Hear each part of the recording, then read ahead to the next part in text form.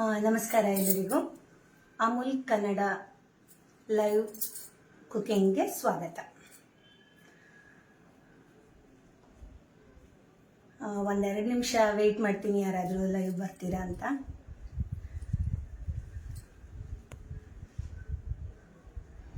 ನನ್ನ ಹೆಸರು ಉಷಾ ವಿ ಭಟ್ ಅಂತ. ನಾನು ಒಂಥರ ಹವ್ಯಾಸಿ ಅಡುಗೆ ಶೆಫ್ ಅಂತ ಹೇಳ್ಬೋದು, ಹೋಮ್ ಶೆಫ್ ಕೂಡ. ನನಗೇನು ತೋರುತ್ತೆ ಅದರಲ್ಲಿ ನಾನು ಅಡುಗೆ ಮಾಡ್ತಾ ಇರ್ತೀನಿ. ಇವತ್ತೊಂದು ಸಾಂಪ್ರದಾಯಿಕ ಅಡುಗೆನ ಮಾಡೋಣ. ದಕ್ಷಿಣ ಕನ್ನಡದ ಕಡೆ ಮಾಡುವಂತಹ ಒಂದು ಸಾಂಪ್ರದಾಯಿಕ ಅಡುಗೆ. ಇದನ್ನು ಕಡಲೆಬೇಳೆ, ಉದ್ದಿನಬೇಳೆ ಅಥವಾ ಅವರೆಕಾಳು, ಈ ಥರ ಬೇರೆ ಬೇರೆ ಕಾಳುಗಳನ್ನು ಯೂಸ್ ಮಾಡ್ಕೊಂಡು ಮಾಡ್ಬೋದು. ಇವತ್ತು ನಾನು ಅಮೂಲಲ್ಲಿ ಇರುವಂತಹ ಯಾವ ಕಾಳನ್ನು ಯೂಸ್ ಮಾಡಿಕೊಂಡು ಅಥವಾ ಯಾವ ಬೇಳೆನ ಯೂಸ್ ಮಾಡ್ಕೊಂಡು ಮಾಡ್ತೀನಿ ಅಂತ ನೋಡೋಣ. ಅಮೂಲ್ ಇಂಗ್ರೀಡಿಯೆಂಟ್ಸ್ ಏನೇನಿದೆ ಅಂತ ಕೂಡ ತೋರಿಸ್ತೀನಿ. ನನ್ನ ಹತ್ರ ಇಷ್ಟೊಂದು ಇವಾಗ ಅಮೂಲ್ ಇಂಗ್ರೀಡಿಯೆಂಟ್ಸ್ ಇದೆ, ಆದರೆ ಇದೆಲ್ಲವನ್ನು ನಾನು ಇವತ್ತು ಅಡುಗೆಗೆ ಯೂಸ್ ಮಾಡ್ತಿಲ್ಲ. ಇವತ್ತು ನಾನು ಚನ್ನ ದಾಲನ್ನು ತಗೊಂಡಿದ್ದೀನಿ. ಇದರಿಂದ ನಾನಿವತ್ತು ಅಡುಗೆಯನ್ನು ಮಾಡ್ತೀನಿ. ಅದರ ಜೊತೆ ಆರೋಗ್ಯಕ್ಕೆ ತುಂಬ ಒಳ್ಳೇದಲ್ವಾ ಅರಿಶಿನ ಪುಡಿ, ಹಾಗಾಗಿ ಒಂದು ಚಿಟಿಕೆ ಅರಿಶಿನ ಪುಡಿ ಕೂಡ ಸೇರಿಸ್ಕೊಳ್ತೀನಿ. ಕಡಲೆಬೇಳೆನ ಒಂದು 3 ಗಂಟೆ ಮೊದಲು ನೆನೆ ಹಾಕಿರಬೇಕು, ಅದನ್ನು ಕೂಡ ತೋರಿಸ್ತೀನಿ ಬನ್ನಿ. ನೋಡಿ, ಇಲ್ಲಿ ಕಡಲೆಬೇಳೆನ ನೆನೆ ಹಾಕ್ಕೊಂಡಿದ್ದೀನಿ. ಕಡಲೆಬೇಳೆ 1 ಕಪ್ ಆದರೆ ಉದ್ದಿನಬೇಳೆ 1/4 ಕಪ್ ತಗೊಂಡಿದ್ದೀನಿ. ಎರಡನ್ನೂ ಚೆನ್ನಾಗಿ ತೊಳ್ಕೊಂಡು ನೀರು ಹಾಕಿ ನೆನೆ ಹಾಕಿರುವಂಥದ್ದು. ಅದರ ಜೊತೆಲಿ ಶುಂಠಿ, ಒಂದು ಸ್ವಲ್ಪ ಕೊತ್ತಂಬರಿ ಸೊಪ್ಪು ಸಣ್ಣ ಕಟ್ ಮಾಡಿ ಇಟ್ಕೊಂಡಿದ್ದೀನಿ. ಹಾಗೆ ಹಸಿಮೆಣಸಿನ್ಕಾಯಿ, ಖಾರಕ್ಕೆ ಎಷ್ಟು ಬೇಕೋ ಅಷ್ಟು ಹಾಕೋಬಹುದು. ಕರ್ಬೇವಿನ ಸೊಪ್ಪು, ಇದನ್ನು ಕಟ್ ಮಾಡಿ ಇಟ್ಕೊಂಡಿದ್ದೀನಿ. ಇನ್ನು ರುಚಿಗೆ ತಕ್ಕ ಉಪ್ಪು. ಇದನ್ನು ಕರಿಯೋದಕ್ಕೆ ಎಣ್ಣೆ ಬೇಕು. ನೀವೇನಾದರೂ ಡೀಪ್ ಫ್ರೈ ಮಾಡಲ್ಲ ಅಂತಿದ್ರೆ ಅಮೂಲ್ ಬಟರ್ ಹಾಕೊಂಡು ಶಾಲೋ ಫ್ರೈ ಕೂಡ ಮಾಡ್ಕೋಬಹುದು. ಯಾರ್ಯಾರು ಜಾಯ್ನ್ ಆಗಿದ್ದೀರಾ ಅಂತ ನನಗೆ ಕಾಣಿಸ್ತಿಲ್ಲ. ಜಾಯ್ನ್ ಆಗಿಲ್ಲ ಅಂದ್ರೆ ಆಮೇಲೆ ವಿಡಿಯೋ ಇಲ್ಲೇ ಇರುತ್ತೆ, ಫೇಸ್ಬುಕ್ಕಲ್ಲೇ ನೀವು ನೋಡ್ಕೋಬಹುದು. ಇವಾಗ ನಾನು ಕುಕಿಂಗ್ ಮಾಡೋದಕ್ಕೆ ಶುರು ಮಾಡ್ತೀನಿ. ಫಸ್ಟಿಗೆ ನಾನು ಎಣ್ಣೆ ಕಾಯೋದಕ್ಕೆ ಇಡ್ತೀನಿ, ಯಾಕಂದರೆ ಎಣ್ಣೆ ಚೆನ್ನಾಗಿ ಕಾಯಬೇಕು. ನಾನಿಲ್ಲಿ ತೆಂಗಿನೆಣ್ಣೆ ಯೂಸ್ ಮಾಡ್ತಾ ಇದ್ದೀನಿ. ನೀವು ನಿಮ್ಮ ಮನೆಯಲ್ಲಿ ಯಾವ ಅಡುಗೆ ಎಣ್ಣೆ ಯೂಸ್ ಮಾಡ್ತೀರೋ ಅದನ್ನು ಯೂಸ್ ಮಾಡ್ಬೋದು. ಚಳಿ ಅಲ್ವಾ ವೆದರು, ಹಾಗಾಗಿ ನೋಡಿ ನಮ್ಮ ತೆಂಗಿನೆಣ್ಣೆ ಈ ರೂಪದಲ್ಲಿದೆ.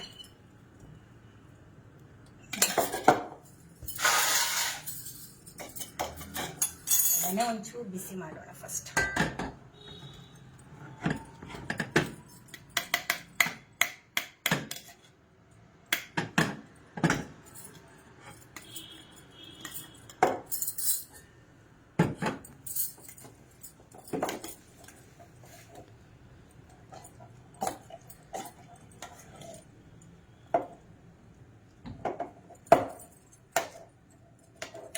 ಸ್ವಲ್ಪ ಬಿಸಿ ಮಾಡಿರೋದ್ರಿಂದ ಚೆನ್ನಾಗಿ ಬಿಚ್ಕೊಳ್ಳುತ್ತಿಲ್ಲ, ಅಂದರೆ ನನಗೆ ತೆಗಿಯೋದಕ್ಕೆ ಕಷ್ಟ ಆಯಿತು.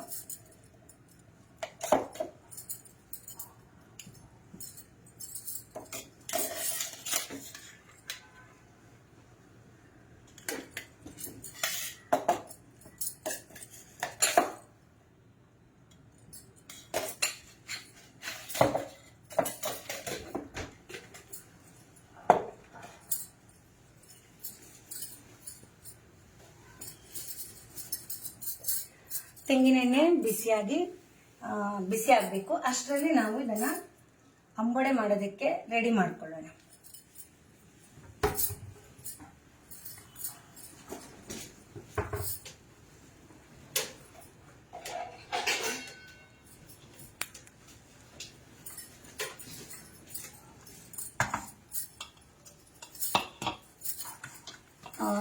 ಫಸ್ಟಿಗೆ ನಾನು ಶುಂಠಿ ಹಾಕ್ಕೊಳ್ತಾ ಇದ್ದೀನಿ. ಶುಂಠಿನ ಒಂದು ಸ್ವಲ್ಪ ತರ್ತರಿಯಾಗಿ ಗ್ರೈಂಡ್ ಮಾಡ್ಕೊಳ್ಳೋಣ. ಇಲ್ಲ ನೀವು ತುರಿದಿಟ್ಕೊಂಡ್ರು ಕೂಡ ಯೂಸ್ ಮಾಡ್ಬೋದು, ತುರಿದಿಟ್ಟು ಕೂಡ ಯೂಸ್ ಮಾಡ್ಬೋದು.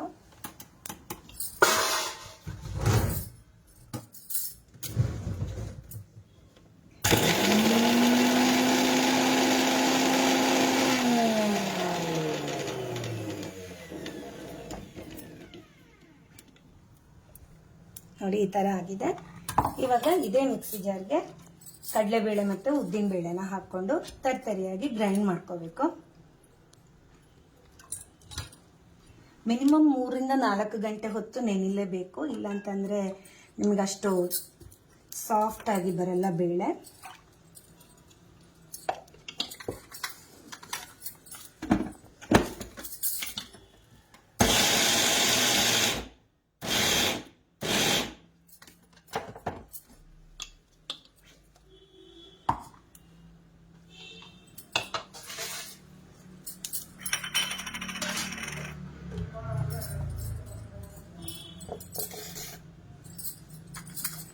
ಈ ಥರ ಗ್ರೈಂಡ್ ಮಾಡ್ಕೊಂಡಿರೋದನ್ನು ಒಂದು ಪಾತ್ರೆಗೆ ಹಾಕ್ಕೊಳ್ತಾ ಇದ್ದೀನಿ.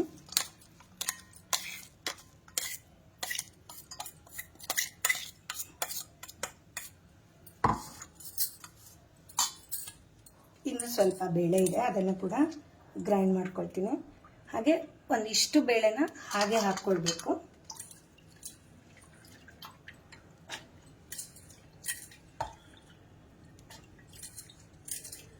ಇದಕ್ಕೆ ಗ್ರೈಂಡ್ ಮಾಡುವಾಗ ನೀರೇನು ಹಾಕೋದು ಬೇಡ.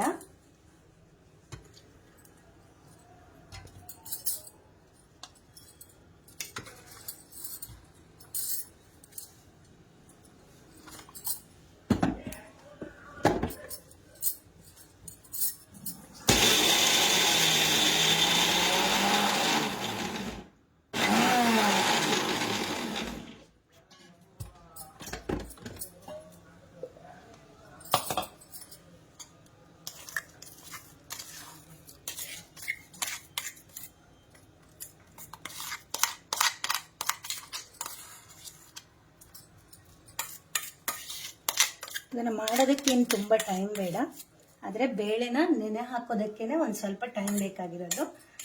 ನೀವು ಯಾವಾಗ ಮಾಡ್ತೀರೋ ಅದಕ್ಕಿಂತ ಒಂದು 3 to 4 hours ಮೊದಲೇ ಚೆನ್ನಾಗಿ ತೊಳ್ಕೊಂಡು ನೀರು ಹಾಕಿ ನೆನೆ ಹಾಕ್ಕೊಂಡ್ರೆ ಇಮಿಡಿಯೇಟಾಗಿ ಅಂಬೋಡೆನ ರೆಡಿ ಮಾಡ್ಕೋಬೋದು. ಬೆಂಗಳೂರು ಕಡೆ ಎಲ್ಲ ಬಂದರೆ ಅಂಬೋಡೆ ಅಂತ ಹೇಳ್ತಾರೆ, ಇಲ್ಲ ಅಂತಂದರೆ ಚಟ್ಟಂಬೆಡೆ ಅಂತ ಕೂಡ ಇದನ್ನು ಕರೀತಾರೆ. ನೀವು ಯಾವ ಹೆಸರಿನಿಂದ ಕರಿತೀರಿ ಅಂತ ನನಗೆ ಕಮೆಂಟ್ಸಲ್ಲಿ ತಿಳಿಸಿ. ಇವಾಗ ಈ ಮಿಶ್ರಣಕ್ಕೆ ಎಷ್ಟು ಬೇಕಷ್ಟು ಹಸಿಮೆಣಸಿನ್ಕಾಯಿ ಹಾಕ್ಕೊಳ್ತಾ ಇದ್ದೀನಿ. ಖಾರ ನೋಡಿಕೊಂಡು ಹಾಕ್ಕೋಬೋದು, ಅಂದರೆ ನಿಮ್ಮ ಖಾರಕ್ಕೆ ಅನುಗುಣವಾಗಿ. ಹಾಗೆ ಸ್ವಲ್ಪ ಕೊತ್ತಂಬರಿ ಸೊಪ್ಪು, ಇನ್ನೊಂದು ಸ್ವಲ್ಪ ಕರ್ಬೇವಿನ ಸೊಪ್ಪು. ಕರ್ಬೇವಿನ ಸೊಪ್ಪು ಜಾಸ್ತಿ ಹಾಕಿದ್ರು ಚೆನ್ನಾಗಿರುತ್ತೆ. ಇವಾಗ ಖಾರ ಎಲ್ಲ ಹಾಕಾಯ್ತಲ್ವ, ಸ್ವಲ್ಪ ರುಚಿಗೆ ಉಪ್ಪು ಬೇಕು. ಉಪ್ಪಿಲ್ಲ ಅಂದರೆ ಅಡಿಗೆ ರುಚಿನೇ ಇಲ್ಲ, ಹಾಗಾಗಿ ಒಂಚೂರು ಉಪ್ಪು ಹಾಕೊಳ್ಳೋಣ.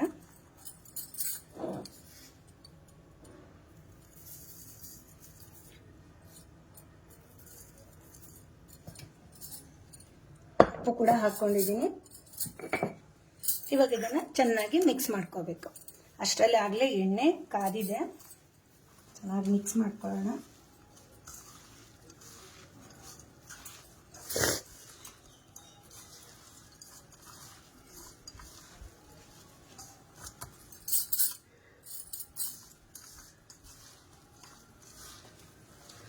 ನಿಮ್ಮ ಮನೆಯಲ್ಲೂ ಕೂಡ ಈ ಅಂಬೋಡೆನ ರೆಡಿ ಮಾಡ್ಕೊಳ್ತೀರಾ ನೀವು? ಮಾಡ್ಕೊಂಡಿಲ್ಲ ಅಂದರೆ ಒಂದ್ಸಲ ಟ್ರೈ ಮಾಡಿ, ತುಂಬಾ ರುಚಿಯಾಗಿರುತ್ತೆ. ಸಂಜೆ ಹೊತ್ತು ಬಿಸಿ ಬಿಸಿ ಕಾಫಿ ಕುಡಿಬೇಕಾದ್ರೆ ರೆಡಿ ಮಾಡ್ಕೋಬೋದು. ಇವಾಗಂತೂ ಚಳಿಗಾಲ, ಎಲ್ರಿಗೂ ಏನು ಬಿಸಿ ಬಿಸಿಯಾಗಿ ಏನಾದರೂ ಸ್ನ್ಯಾಕ್ಸ್ ತಿನ್ನಬೇಕು ಅಂತ ಅನಿಸ್ತಿರುತ್ತೆ ಅಲ್ವಾ? ಕರೆಕ್ಟ್ ಟೈಮ್ ಇದನ್ನು ಮಾಡಿಕೊಂಡು ತಿನ್ಬೋದು. ಈ ಥರ ಮಿಕ್ಸ್ ಮಾಡ್ಕೊಂಡಿದ್ದೀನಿ. ಎಣ್ಣೆ ತುಂಬ ಜಾಸ್ತಿ ಕಾಯ್ತಾ ಇದೆ, ಸ್ವಲ್ಪ ಆಫ್ ಮಾಡ್ಕೊಳ್ಳೋಣ.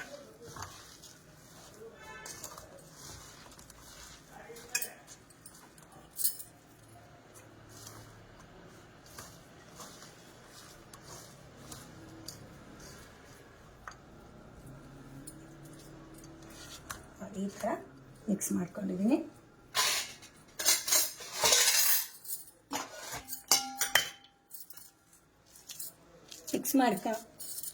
ಮಿಕ್ಸ್ ಮಾಡಿ ಇಟ್ಕೊಂಡಿರೋದನ್ನು ನಾವು ಈ ರೀತಿ ಸ್ಮಾಲ್ ಬಾಲ್ಸ್ ಆಗಿ ಮಾಡ್ಕೊಳ್ಳೋಣ.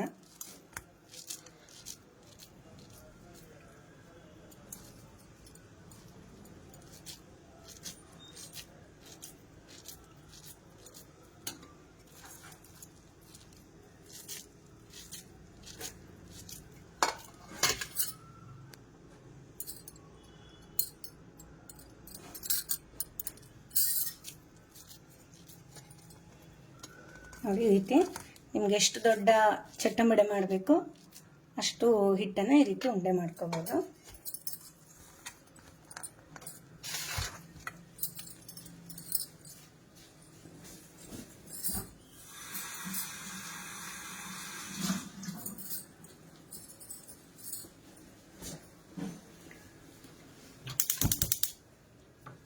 ಎಣ್ಣೆ ಚೆನ್ನಾಗಿ ಕಾದಿದೆ.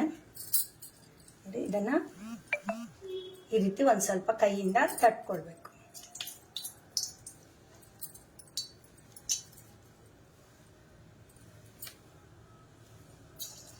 ಚೆನ್ನಾಗಿ ಎಣ್ಣೆ ಕಾದಿದೆ. ಇವಾಗ ಇದನ್ನ ಎಣ್ಣೆಯಲ್ಲಿ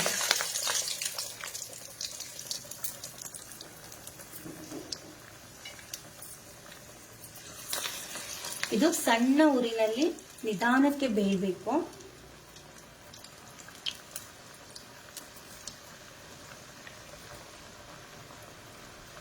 ಯಾಕಂದ್ರೆ ಒಮ್ಮೆಲೆ ದೊಡ್ಡ ಉರಿ ಇಟ್ಕೊಂಡ್ರೆ ನಿಮ್ಗೆ ಒಳಗಡೆ ಬೇಯಲ್ಲ. ಒಳಗಡೆನೂ ಬೆಂದು ಹೊರಗಡೆ ಕ್ರಿಸ್ಪಿಯಾಗಿ ಬರಬೇಕು ಅಂದ್ರೆ ಸಣ್ಣ ಉರಿನಲ್ಲಿ ಬೇಯಿಸ್ಕೊಳ್ಬೇಕು.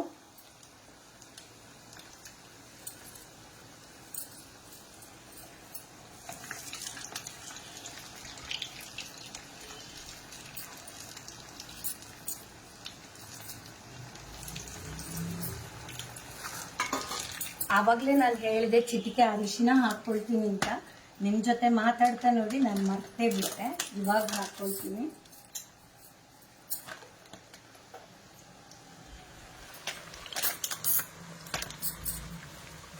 ಚಲೋ ಅರಿಶಿನ ಹಾಕೊಳ್ಳೋದೇನೆ ಮಾಡ್ಬೋದು, ಬಟ್ ಅರಿಶಿನ ಆರೋಗ್ಯಕ್ಕೆ ತುಂಬಾ ಒಳ್ಳೇದಲ್ವಾ. ನಾವು ಮಾಡುವಂತ ಅಡುಗೆನಲ್ಲಿ ಒಂದು ಚಿಟಿಕೆ ಯೂಸ್ ಮಾಡ್ಕೊಂಡ್ರೆ ತುಂಬಾ ಒಳ್ಳೇದು ಅಂತ ನಾನು ಅರಿಶಿನ ಹೆಚ್ಚಾಗಿ ಯೂಸ್ ಮಾಡ್ಕೊಳ್ಳೋದು.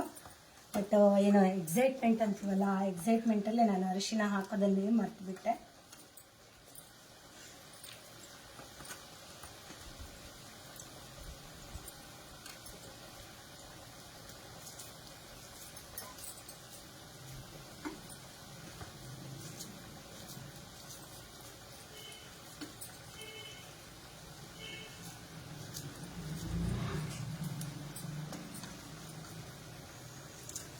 ಆಕ್ಚುಲಿ ಅರಿಶಿನ ಆರೋಗ್ಯಕ್ಕೂ ಒಳ್ಳೇದು, ಒಂದ್ ಸ್ವಲ್ಪ ಕಲರ್ ಕೂಡ ಕೊಡುತ್ತೆ ನೋಡಿ. ಚಿಟಿಕೆ ಹಾಕಿರೋದಾದ್ರೂ ಕೂಡ ಎಷ್ಟು ಚೆನ್ನಾಗಿ ಆ ಒಂದು ಅರಿಶಿಣದ ಬಣ್ಣ ಕಾಣಿಸ್ತಿದೆ ಅಂತ.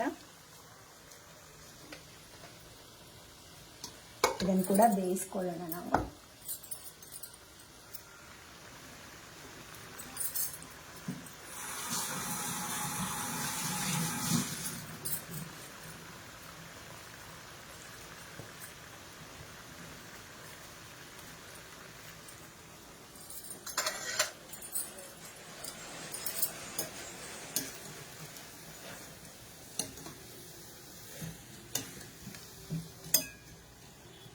ಎಷ್ಟು ಚೆನ್ನಾಗಿ ಬೇಯ್ತಾ ಇದೆ ಕಾಣಿಸ್ತಿರ್ಬೋದು ನಿಮಗೆ. ಸಣ್ಣ ಉರಿಯಲ್ಲಿ ನೀಟಾಗಿ ಬೇಯಬೇಕು.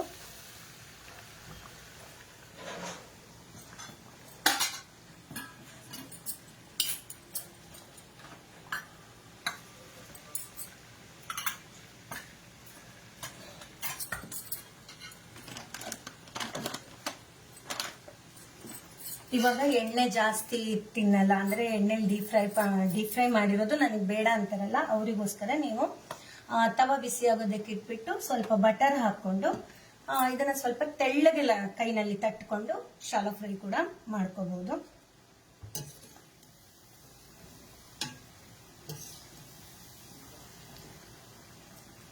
ನಾನಿಲ್ಲಿ ಇವತ್ತು ಉಪಯೋಗ ಮಾಡಿರುವಂಥದ್ದು ಅಮೂಲ್ ಅವರ ಚನಾ ದಾಲ್ ಹಾಗೆ ಅಮೂಲ್ ಅವರ ಟರ್ಮರಿಕ್ ಪೌಡರ್. ಇದೆರಡನ್ನ ನಾನು ನನ್ನ ಈ ಅಡುಗೆಗೆ ಬಳಕೆ ಮಾಡ್ಕೊಂಡಿದ್ದೀನಿ.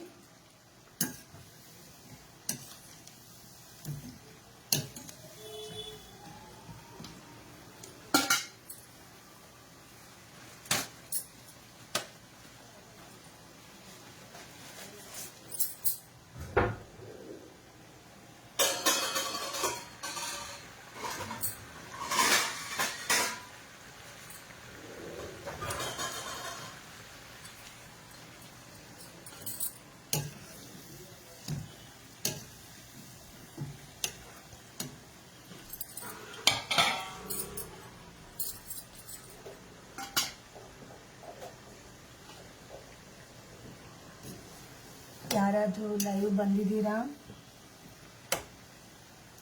ಲೈವ್ ಬಂದಿಲ್ಲ ಅಂದರೆ ಆಮೇಲೆ ಇಲ್ಲೇ ಫೇಸ್ಬುಕ್ಕಲ್ಲೇ ಇರುತ್ತೆ, ನೀವು ಮತ್ತೊಮ್ಮೆ ಇದನ್ನು ನೋಡ್ಕೋಬೋದು. ಇವಾಗ ಇದು ಚೆನ್ನಾಗಿ ಫ್ರೈ ಆಗಿದೆ ನೋಡಿ.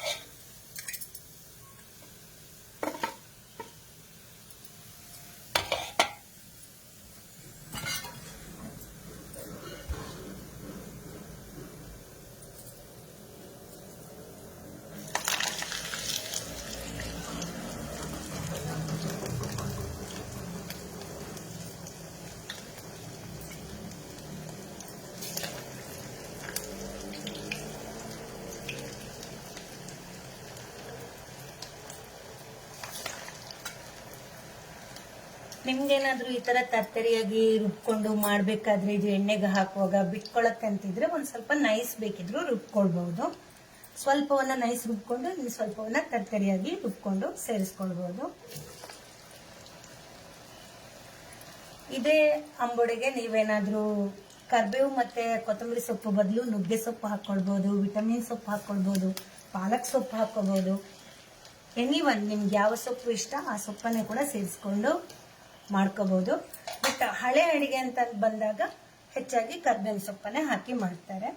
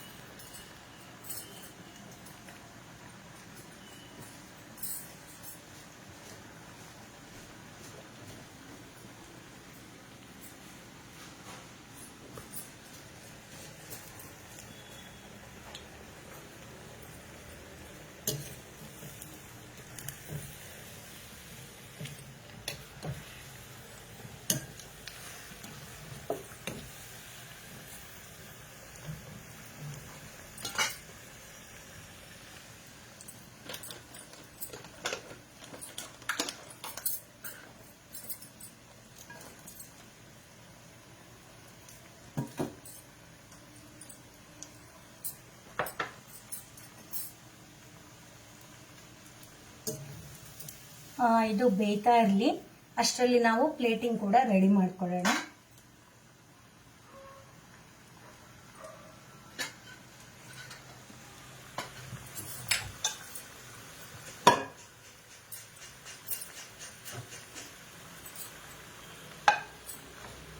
ಒಂದು ಪ್ಲೇಟ್ ತಗೊಂಡಿದ್ದೀನಿ. ಚಟ್ಟಂಬಡೆನ ನೀವು ಚಟ್ನಿ ಜೊತೆ ಅಥವಾ ಮಕ್ಕಳಿಗೆ ಇಷ್ಟ ಆಗುವ ಹಾಗೆ ಟೊಮೆಟೊ ಕೆಚಪ್ ಮನೆಯಲ್ಲೇ ರೆಡಿ ಮಾಡಿದ್ರೆ ಅದರ ಜೊತೆ ಕೂಡ ಕೊಡ್ಬೋದು. ನಾನಿಲ್ಲಿ ಚಟ್ನಿ ಜೊತೆ ಸರ್ವ್ ಮಾಡ್ತಾ ಇದ್ದೀನಿ. ಚಟ್ನಿಗೇನೋ ರೆಗ್ಯುಲರ್ ಆಗಿ ನಾವು ಮಾಡ್ತೀವಲ್ಲ ಚಟ್ನಿ, ಶುಂಠಿ, ಹಸಿಮೆಣಸು, ಉಪ್ಪು, ಹುಳಿ, ಕಾಯಿ, ಬೇಕಿದ್ರೆ ಒಂದು ಸ್ವಲ್ಪ ಹುರಿಗಡಲೆ ಹಾಕ್ಕೊಂಡು ರೆಡಿ ಮಾಡ್ಕೋಬಹುದು.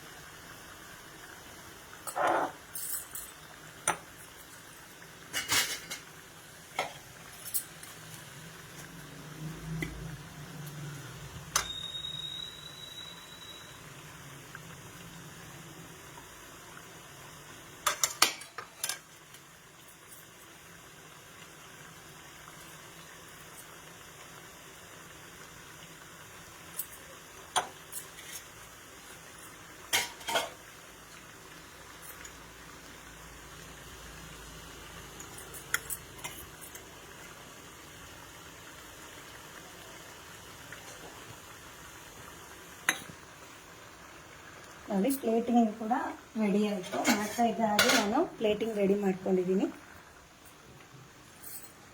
ಇವಾಗ ಇದು ಕೂಡ ಚೆನ್ನಾಗಿ ಫ್ರೈ ಆಗಿದೆ.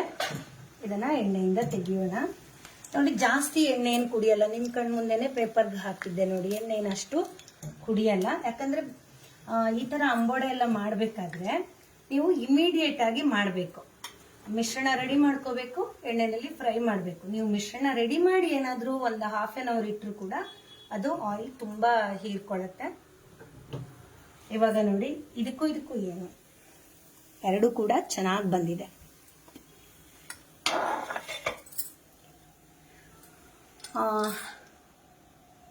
ಕಡಲೆಬೇಳೆ ಅಂಬೊಡೆ ಅಥವಾ ಚಟ್ಟಂಬಡೆ ಹೇಗೆ ಮಾಡೋದು ಅಂತ ನೋಡ್ಕೊಂಡು ಬಂದ್ರಲ್ವಾ? ನೀವು ಕೂಡ ಇದನ್ನ ಟ್ರೈ ಮಾಡಿ. ವಿಂಟರ್ ಸೀಸನ್ಗೆ ಹೇಳಿ ಮಾಡಿಸಿರುವಂಥದ್ದು. ಬಿಸಿ ಬಿಸಿಯಾಗಿ ತಿಂತ ಒಂದು ಕಪ್ ಕಾಫಿ ಇಟ್ಕೊಂಡು ಕುಡಿತಾ ಇದ್ರೆ ಚೆನ್ನಾಗಿರುತ್ತೆ. ನಾನಂತೂ ಮಾಡಾಯ್ತು, ರುಚಿ ಹೇಗೆ ಬಂತು ಅಂತ ನೋಡ್ತೀನಿ. ನೀವು ಕೂಡ ಇದನ್ನ ಮಾಡಿ ನಿಮ್ಗೆ ಹೇಗೆ ಬಂತು ರುಚಿ ಅಂತ ಹೇಳಿ ನನಗೆ. ಯಾವಾಗಲೂ ಅಡುಗೆನ ಮಾಡ್ತೀವಿ, ರುಚಿಯಾಗಿ ಇರುತ್ತೆ. ಬಟ್ ಇವಾಗ ನಾನು ಮಾಡಿರೋದು ಇವಾಗ ಅಷ್ಟೇ ಹೊಸದಾಗಿ ಮಾಡಿರುವಂಥದ್ದಲ್ವಾ, ಹಾಗಾಗಿ ಇದರಲ್ಲಿ ಕೂಡ ಉಪ್ಪು ಎಲ್ಲ ಚೆನ್ನಾಗಿದೆಯಾ ಅಂತ ನೋಡೋಣ. ನೋಡಿ, ಕಟ್ ಮಾಡುವಾಗಲೂ ಅಷ್ಟೆಷ್ಟು ಚೆನ್ನಾಗಿ ಒಳಗಡೆ ಮೆತ್ತಗಿರುತ್ತೆ, ಹೊರಗಡೆಯಿಂದ ಕ್ರಿಸ್ಪಿ ಇರುತ್ತೆ ನಿಮಗೆ.